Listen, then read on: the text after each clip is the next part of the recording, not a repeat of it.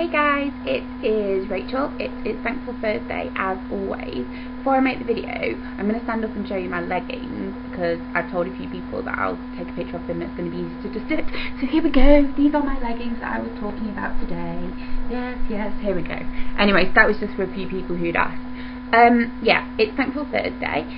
And this week we're looking at the topic of recovery messages, and I did watch a bit of Ariel's video and I did a bit more reading on like what we'd chosen to discuss this week, and I still don't completely understand what I'm supposed to be talking about. I probably should have asked somebody.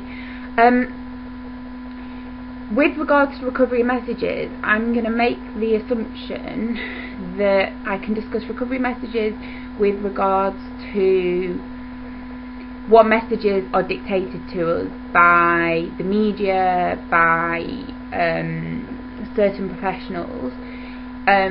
What maybe then I could do is discuss the kind of recovery messages I put out there for people, and then even actually help people come up with recovery messages for themselves, with regards to different things they can do to encourage themselves with regards to recovery. So that's like covering like 3 different areas, which I know are quite different, but I just sort of wanted to make sure I'd covered everything. So initially, with regards to recovery messages from the media and from other sources, certainly treatment as well, I know of far too many people who've been told they'd never get better, and I think that too many professionals take that for granted and use those words without realising their implications and the sheer impact they can have on a person. Now, depending on the type of person you are, or depending on who has given you that message or where you're at in your difficulties, it's going to have you react one way or another. When I was first told I'd never recover, I reacted incredibly negatively to it and deteriorated and acted very impulsively.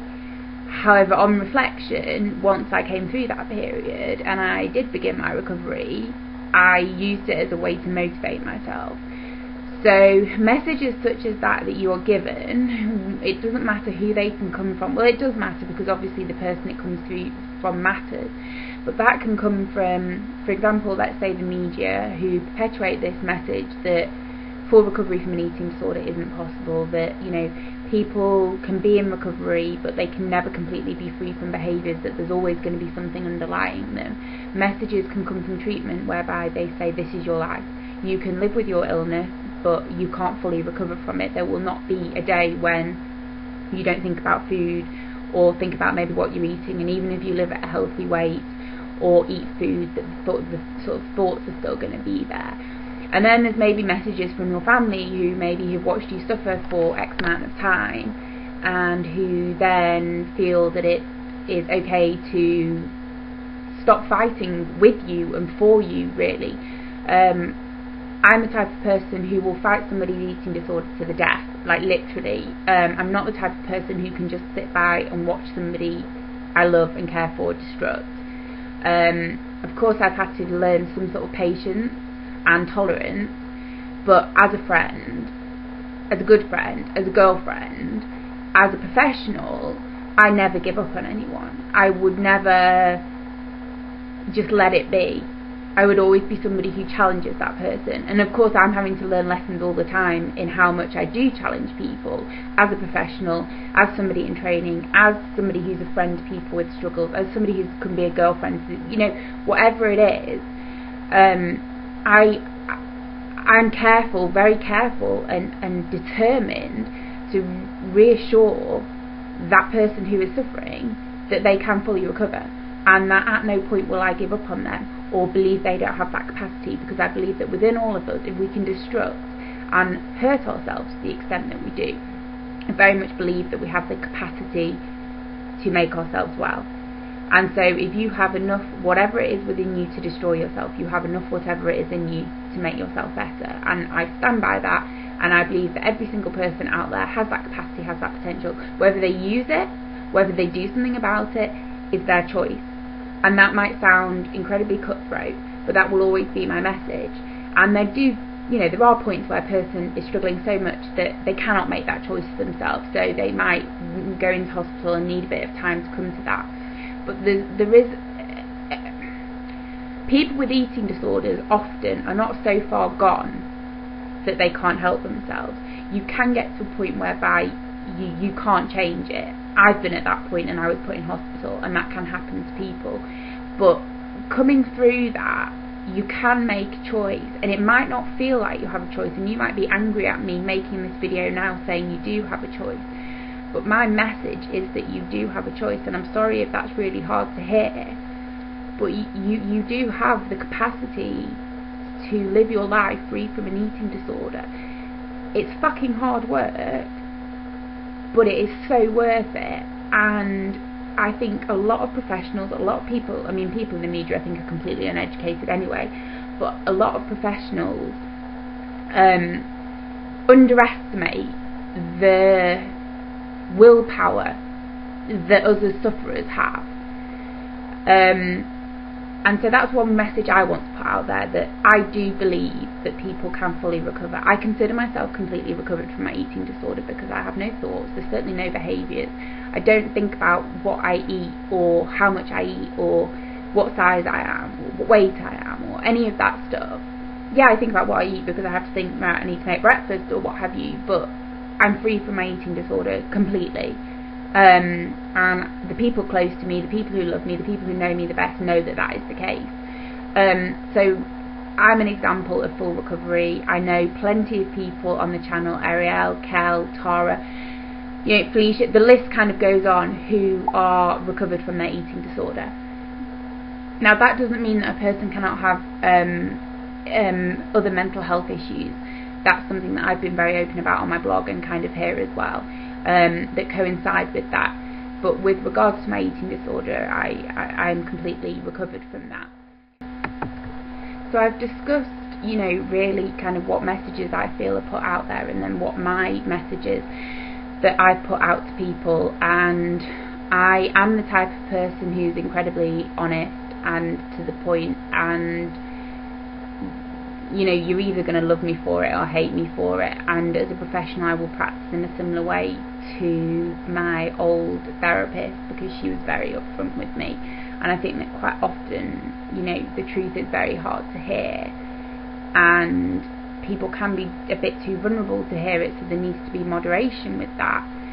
But I don't see the point in bullshitting people. I don't, to me that's condescending, that if I feed them a load of crap basically, and I respect them more as a person, and to be honest with them, that's me giving them respect by being honest. And it's kind of like, if you don't want my opinion, don't ask me.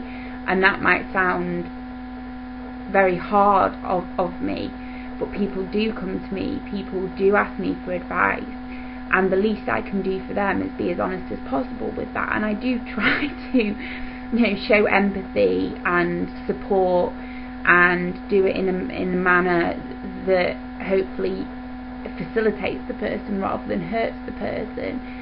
And I do try to measure where that person's at and how I put that message out. But my overall message, the message that you get from these videos, the messages you get from my blog, are that full recovery is possible, and it can happen. What I wanted to just think about was recovery messages you could give for yourself. Something that's been going on for a long time. I think you've seen some. If you look, hang on, how am I gonna? Can you see all the post-it notes there? That's just an example of how I give myself recovery messages. I consider myself recovered, but because I do still struggle with certain mental health problems, but even if I didn't, I think just like the average person needs a bit of self-love. My post-it notes are from people like Ariel and Tracy and other friends that I have, Stacey, all saying things like, you're one of a kind, you're an inspiration. And regardless of whether I've suffered or haven't suffered, People who haven't struggled need reminding how special they are. I can write to people who haven't had issues and still stick post-it notes in it saying you're unique and special. I do it to my mum. For a start, I used to do it with Jaya, and that is my message. That is how I remind myself that I'm somebody who's important, and somebody who's special, and somebody who is loved, and somebody who is cared for, because people send me cards, because people share parts of their lives with me, because I do have the friendship group I do have. That's a message for me. That's a recovery message, that I'm actually in a place whereby people want to know me, want to be my friend, want to be surrounded by me, want to take the time to write to me, want to take the time to remind me that I'm a good person, that I'm somebody who's very caring and nurturing. And that for me is the best way to get recovery messages, is from the people who love me, the people who are around me. And it feels really special that the people close to me are sending me these messages, these incredibly positive messages. And that's, I think, with regards to recovery messages, is the best way to get some of that support is from one another. And I facilitate a self-help group, and by complimenting one another on a piece of work they've done or what they've achieved in a day, they're like messages that are recovery messages. They're messages saying, I believe in you, I'm amazed that you've done this, that's really inspiring, I'm going to go and do this as well. And I see it, on the group, and I see them interacting, and it's reassurance, it's support, it's love, it's friendship. And those messages are the most powerful ones, and certainly from the people who have been there themselves. And each time somebody tells you you're special, each time somebody tells you that they love you, that's a message, and use that message, write it down, use those as your recovery message mantras, as it were. Have a book with them, whatever it is, whether it's a book of quote and you write down quotes, they're recovery messages for yourself. And so that's kind of the last thing that I wanted to look at, and ways of you being able to find recovery messages for yourself. Quotes are definitely a great one. Certain lyrics or whatever it is that is a message. Hello Lady Gaga, born this way. I don't know how many people are using that at the moment, and it's about finding things that you can grasp, that you can hold on to, that you can use as reassurance to say, this is my kind of recovery message mantra. I'm going to accept that this is who I am. Okay guys, I hope that's made some sense, and I will see you all next week. Okay, love you, and okay, bye.